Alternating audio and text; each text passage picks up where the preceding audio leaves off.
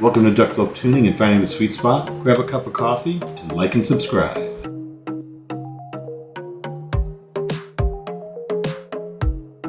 And welcome back to DucBloke Tuning and Finding the Sweet Spot. Today's video is focused on the ranking system. I've had a few subscribers reach out to me and say, hey, what's your ranking system? Because they want to know how I judge or compare all of the IEMs that I've tested against each other. But all of the ones that are on the screen right now, I have run through the process of measuring them before and after the PEQ settings were applied. And every single one of them gets better with the PEQ. So what's going to be different about my ranking system versus probably just about everyone else is I'm going to rank them in order of how they perform before PEQ and after PEQ, because that's what this channel is all about, maximizing your investment and creating PEQ settings that I can send out to the subscribers. This is the ranking system. So there's 17 parameters and they all have an equal weighting. Each one of these parameters, like sub bass, bass feel, they each get a ranking of 0 to 10. Each of them gets a ranking of 0 to 10, and a combined total of 17 has a possible point score of 170. That's on every song. What I do is I divide that number by 17 to come up with the average for each song. And I play 40 different songs, and then I divide the totals by 40 to come up with a total average for each one of these parameters, and then the final ranking. I didn't want to assume knowledge. I think it's important that we understand what these rankings are. So starting in the upper left, you've got the sub bass region. This is where you're going to feel rumble. This is where you're going to feel your let's say your teeth rattle when the bass kicks in with your IEMs in your ears. This is the lowest frequency range, between 20 hertz and 50 hertz. Then you have the mid bass and the upper bass, but I combine these together as one region. I just call it bass. And this goes from 50 all the way out to about 160 hertz. Bass feel happens between 20 and 160 hertz, because bass feel can be rumble, but it could also be slam, which is between, let's say, 50 and 80 hertz. Different feeling within the bass region depending on the instrument. Now we're going to move over to lower mids. The lower mid range starts where the upper bass ends. Really important region, because a lot of IEMs are tucked in this region so that the bass doesn't bleed into the male vocals. You can see how male vocals start at about 100 hertz, Barry White, and then extend all the way out to, let's say, 400 hertz. So they cross over between that upper bass region and the lower mid region. Lower mids go from 160, 170 hertz all the way up to 400 hertz. Then you have the upper mids, and this is where the female vocals overlap with the male vocals, let's say between 350 and 400 hertz, but then the female vocals extend all the way out to about 3K. So the female vocals have a much broader range and have a much higher response. And they go across the upper mids as well as the lower treble, and they extend, again, all the way out to 3K. Then you have the upper treble region. Kicks in at about 4,000K and extends all the way up to, and I only extended this to 15,000K, even though a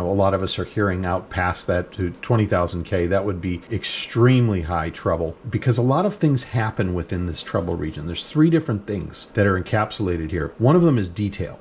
Detail happens between 4K and 6K. Sibilance happens between 4K and 10K. And then texture happens between 4K and 8K. These regions are extremely important. You rob Peter to pay Paul a lot of times. So if your detail is poor, your sibilance may be good because it's a dark IEM, and you may not have a lot of texture. You may have really good detail and good texture, but you are sibilant in your vocals as a result of that. And sibilance is where the t and the s are pronounced to an extreme, almost annoying. And this is where IEMs become fatiguing, as if they have too much detail and too much texture. Then soundstage really starts at the lower mids and goes all the way out through the upper treble. Soundstage, you don't really feel it in the bass region, because bass, and if you know anything about stereos, you can put your subwoofer anywhere in the room and you're going to get your bass rumble anywhere anywhere in the room. Whereas your tweeters are directional and they need to be placed so that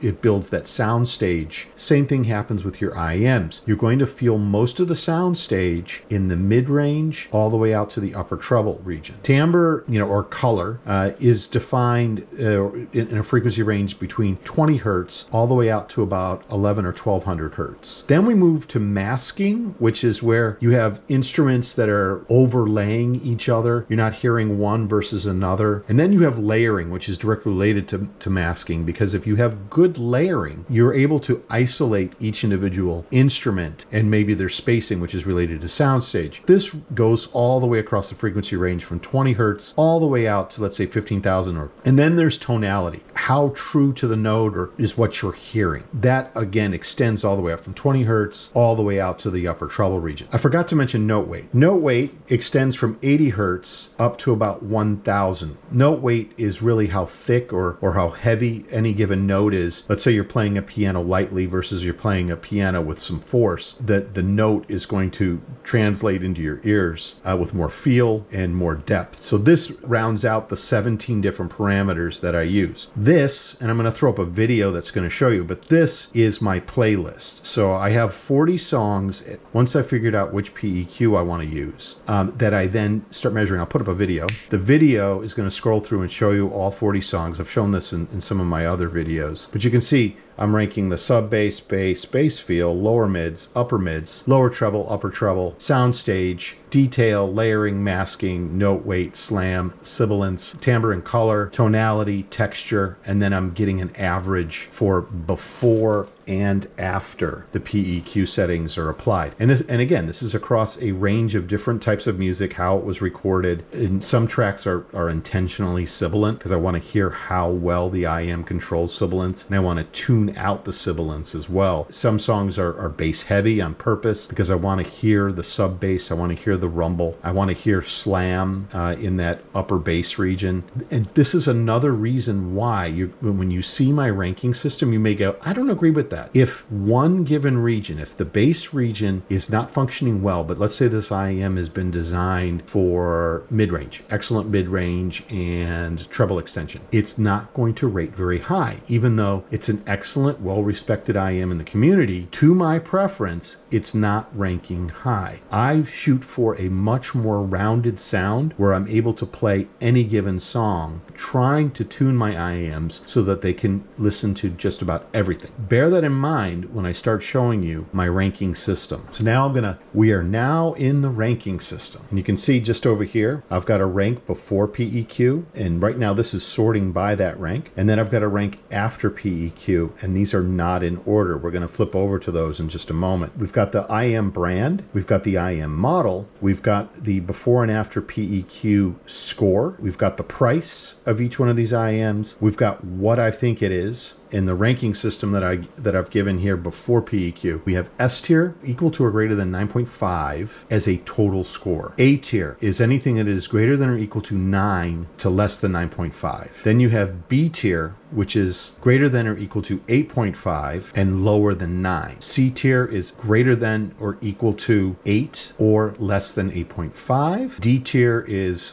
and it's a much wider range on D tier, greater than or equal to 7 and less than 8. So anything that falls within that 7 region. And then F tier is anything that falls below 7. There's also an S tier plus, and this is reserved for when an IEM scores in total above 9.9. That's as high a benchmark as you could possibly place on an IEM. That's near perfect. And we're going to show you how the tuning of these IEMs starts to migrate these in that direction. We're going to move these out of the way. These are some of the high-end IEMs that rank the highest. Wanted to put these in front of you. Move those down here. We're going to start moving our images around to show you where this went. You can see it started out the Grand Maestro as number 1. I've listened to some other ones like the Apex or the APX SE. I think it's better than this, but I haven't had it at home. I haven't been able to review it. The Grand Maestro, you can see it went from a 9.7 to a 9.9. I'm going to change the range here for this. So I'm going to format the cells. I'm going to add another decimal place. And this rounds, so it's rounding out to the first decimal. Now I've gone to 2 decimal places so that you can see how these actually separate out. The Grand Maestro is a 9.68 before PEQ and a 9.91. So it goes over the 9.9 mark after PEQ. I would take this and it would migrate to here as a result of adding PEQ to it. Next up is the Camper CP622B. This went from a 9.54, which made it an S tier IEM, to a 9.93, became the 2 ranking. So Grand Maestro went to 3, from 1 to 3. The Camper stayed in the 2 spot in my collection. And then a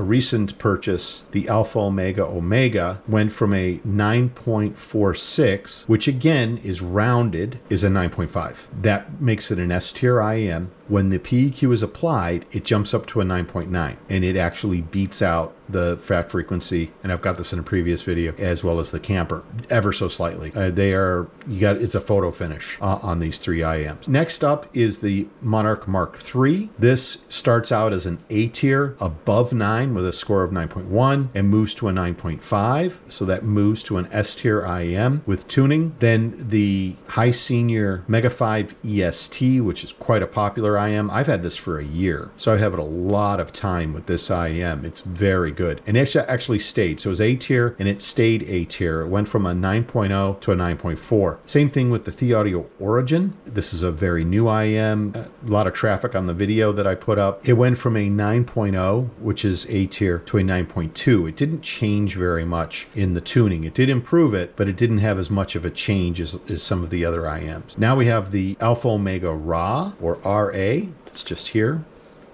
Really nice looking IEM. Went from a 9 to a 9.5. When I look at this, because it's rounding, this is actually S tier. So this is now an S tier IEM as a result of tuning, and moves over to here. Then we have the Grand Oravetti Supremacy. Just did the video on this. It went from an 8.7 to a 9.8. Probably the biggest change of any IEM I've tuned. This IEM needed a lot of bass. It needed sibilance correction in the treble region. But once that was done, it took this and made it an S tier. So now, as a result of PEQ, I started out with 3 S tiers. I jumped up to 3 S tier plus IEMs and added 3 more to my S tier by adding the PEQ. And that's the Monarch Mark III, the Alpha Omega Ra, and the Grand Oravetti Supremacy. Now we're coming down to the Jez Ear 61T. This got an 8.7 and jumped up to a 9. So this moves up a category. Same thing with the Tensio Mirai Shock. This jumped up a category to A tier from B tier. The Performer 5+2 jumped up from B tier to A tier. The Oracle Mark III went from B tier to A tier. And the Fat Frequency Deuce went from B tier to A tier. This isn't their order, by the way. The order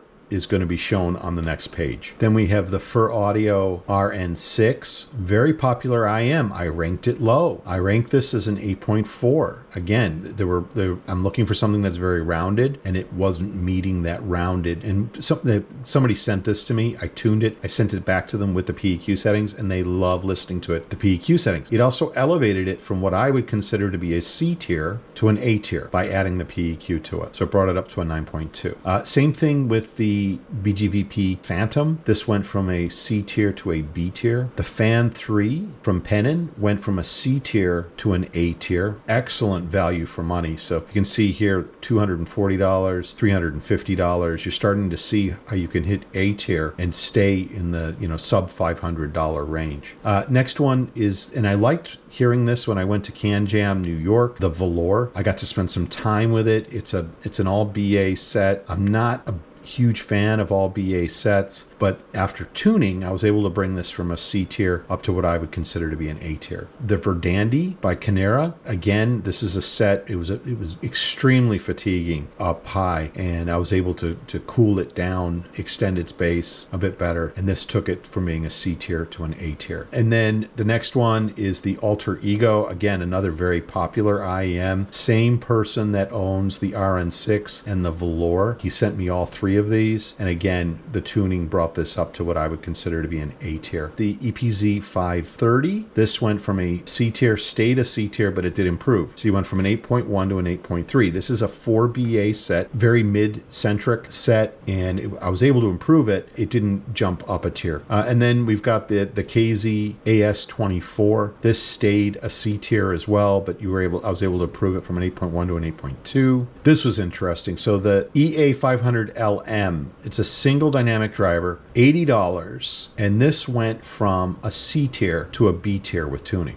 Really good value for money. The Dunu SA6 EST, Mark Ryan, Super Reviews sent this to me along with some others. It was my least favorite out of the 4 they sent me. It's in a previous video, but I was able to take this from a C tier to a B tier. I'm not a huge SA6 fan, but I was able to add bass and add some treble extension to it to make it a more pleasant listen. CCA Hydro, it was recommended to me by Mark DeVitri, so I got one. I was really surprised at how well this performed at $60. It's a C tier IEM, and it went to a B tier once the tuning was done. It went from an 8 to an 8.5, but it's 21 overall in the list. So it went from number 24 to number 21. And we're going to flip over to the best ranking so that all of these numbers align with each other. The SimGot Super Mix 4, that's right here. So there's the Super Mix. It went from a C tier to a B tier. This is going to be a surprise. I am not a Pilgrim fan. It's a bit dark for me. Really needed some more treble extension. It went from a 7.9 to an 8.5, so the tuning worked really, really well. It brought it up 2 spaces. It brought up from what I thought was a D tier up to a B tier. Next up is the High Senior T4. This IEM is used by a lot of musicians. It is a 4BA set similar to the EPZ 530. I really like it. And for the money, you really can't go wrong. Comes with a great cable. This went from a D tier to a C tier. I think I picked this up for like $80. Retail is $160. It's a good IEM for the money. An IEM that got a lot of praise. This is the Truth Airs Hexa. It's very boring to me. And this was elevated from a D tier to a C tier, made it a bit more fun, gave it a bit more bass, a little bit more treble extension,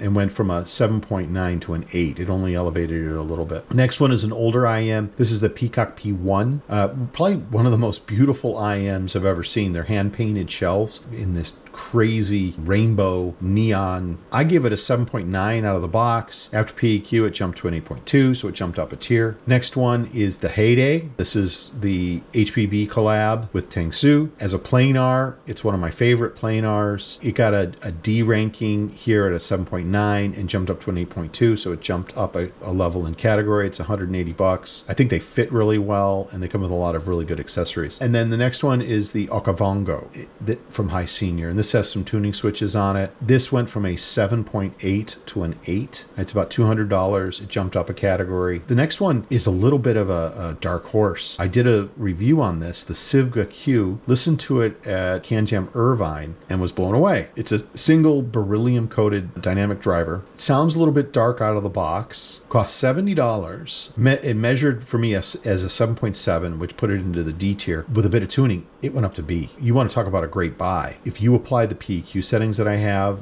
to the Q, you're going to have an awesome IEM for under $100. And then we have the Galileo, really good sound stage on it, but it was lacking in some other areas. It stayed a D tier, but it elevated a little bit from a 7.7 to a 7.9. Performer 8, 7.5. A lot of people love this IEM. I thought it just needed to be tuned. So it jumped up to an 8.3, which brings it into the C category, which makes it compete with its peers in its price range. And then the Oracle Mark II, which has a history of being too treble extended, fatiguing. I bought it cheap off eBay. I think I paid like $200 for it. It retailed for $540, and I thought, I'll just tune it. And guess what? I jumped from a 7.9 to an 8.3. So I took this IEM, which is a tri-bred with ESTs, and I knew I could do something special with it, get that dynamic driver to pump a bit more and cool down the treble region. I was able to get this up to an 8.5, and I have a B-class Oracle that cost me a couple $100.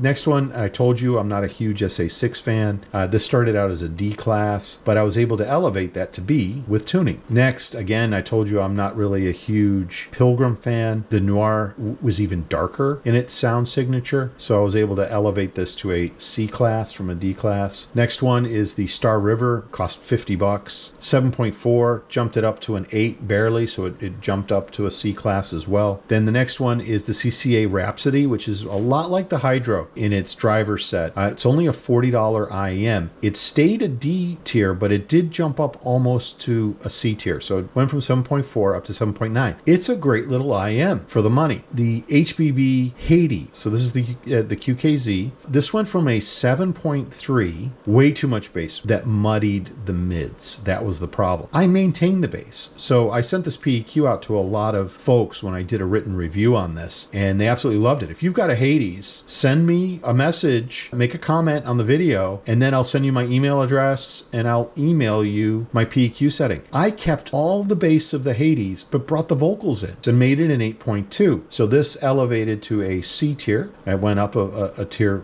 level, and it cost 40 bucks on sale. I think it's even less than that. Next is the Rico and Peacock. Again, this is an older IEM. It's about 3 years old. Spring, again, beautiful shells. They've got this rainbow coloring to them and hand painted. Cost about $180 at the time. Sound, not that great. 7.2. It's a D range, but it went to the high end of the D range at 7.9 once the PEQ's settings were applied. Then the Kinera Iden, I think it's called, went from a 7.1 to an 8. And this cost me 40 bucks. And now I have a C class with beautiful shells. They've got abalone shells. So able to take something that's a little bit of a lemon and turn it into lemonade. And then the Kinera BD005 Pro, again, $30. I was able to take this from a 7.1 to a 7.8. Again, it didn't move up a tier, but it's at the high end of the D tier now. This IEM got a lot of praise as being a cheap set under $20. Taking the ZGAT Nuo, which is a single dynamic driver, and measures a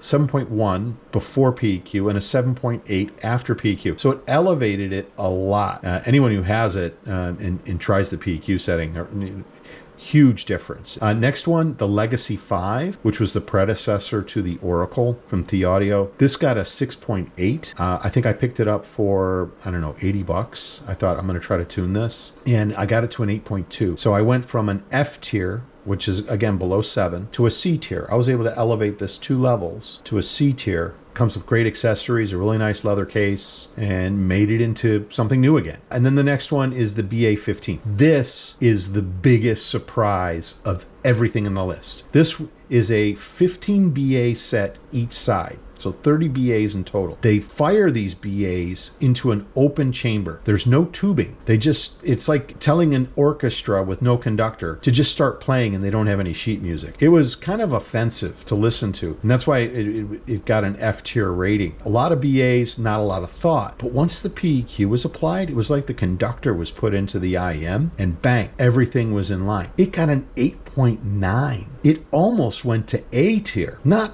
kidding. So this went all the way from F tier to B tier. And when I bought this, I bought it for 80 bucks off AliExpress. I told a couple of my friends like Marta Vitri, sent mine around to some other friends, scoop them up. If you can find these used on eBay, cheap, buy it. Put the PEQ setting on it and you have a texture beast. Very good IEM for the money. And here's the ranking system when the PEQ is applied. So now we have our ranking over here. 1, 2, 3, 4, 5, 7. You can see number 1 is the Alpha Omega Omega, moves into the S Plus tier range. So I've got 3 S Plus tiers, the CP622B, and then the Grand Maestro. And again, I'm going to take these scores and show you 2 decimal places because I think that's important. Right here, you can see a 9.94, a 9.93, and a 9.91. This could really just have been, it's within the margin of error. So these 3 IEMs, because they have such good quality drivers, they are so well designed, they really take to tuning very well. And same thing with the Grand Oravetti Supremacy. It went from an 8.73 to a 9.79. Realize this is a $2,000 set. It had some problems, like I was saying, it was a little bit sibilant. I was able to control that sibilance, bring it up to that S tier level that it deserves. Then we moved on to the Monarch, that's number 5. The Alpha Omega Ra is number 6, all S tiers. So I went from having 3 S tiers to having 6 S tiers by applying PEQ. For the A tier, my A tier went up a lot. So You've got the Mega 5 EST in the A tier is number 1, then the Velour, then the RN6, then the Alter Ego, then the Origin, then the Deuce, then the Shock, then the Imperial Verdandi, then the Fan 3, then the Oracle Mark 3, then the Performer 5+2, and then the 61T Butterfly. This is a great IEM. I put this in the video. It was the cheapest of the 4 that I compared that I got in from Mark Ryan Super Reviews, and it wound up being my favorite. It scored an 8.96. Some of the others scored a little bit higher than this, like the Oracle Mark 3, but look at the price. It's $200 versus $590. So if you're going to spend the money for $200, I reckon this is a great buy. Look for it on sale. There is the TRN BA15 that I was talking about that went from an F tier to a B tier. It is the top of the B tier. It got an 8.94. If it got one more decimal place here, 0.01 more, it would have jumped it into A tier. That's how good IEM became once the PEQ settings were applied to it. It beat out the SA6 EST, which came in very close, but it moved from a C tier to a B tier. The Phantom, then the Super Mix for the Hydro, again, the Civga Q, $70, and then the Pilgrim, the Oracle Mark II, the SA6 Mark II, the EA500LM, the EPZ 530, the Performer 8, the AS24, the T4, the ZTN Wu Heyday X HBB, the Pilgrim Noir, the P1, the Hades, the Legacy 5, the Hexa, the Akavango, the Star River, and the Idun. That finishes up the C class. C class IEMs are fantastic to listen to. They are the bread and butter of the industry. Most people have IEMs that fall within this range. There was no more F class. The D class, the Galileo, the Rhapsody, the Spring, the BD005 Pro, and then rounding out the very last place on this list with the Zigat Nuo. And you can see that we went from scores that went up to 35 to 31 because there's a lot of double ups. So there's ties. So you've got 3 IEMs tied for 30th place and 2 IEMs tied for 31st place and 4 IEMs tied for 29th place. That's why the numbering system jumps around a little bit. So I hope you have appreciated how much has gone into this, creating a tier system that not only looks at what it's like out of the box, but what it's capable of. With that, please like and subscribe. I'm growing the channel, just went over 500 subscribers. Need to keep going. I want to build this channel, make it strong, listen to my subscribers, help them out. If you have any of these IEMs, and I just gave you a lot, I'm expecting a lot of emails, send me an email. I will shoot you over my PEQ setting. You try it out for yourself. What's to lose? It's a reversible decision. You can turn it on, you can turn it off, you can delete it. Hopefully once you try it, you're gonna like it and then you're gonna want more. Like and subscribe to the channel. And with that, DucBloke out. Thank you for visiting DucBloke Tuning and finding the sweet spot. Your comments are very much appreciated. I'll try to respond as quickly as possible. Share the PEQ settings with you if you own these particular IEMs or if you plan on purchasing them to maximize your investment. Again, thank you so much for supporting the project.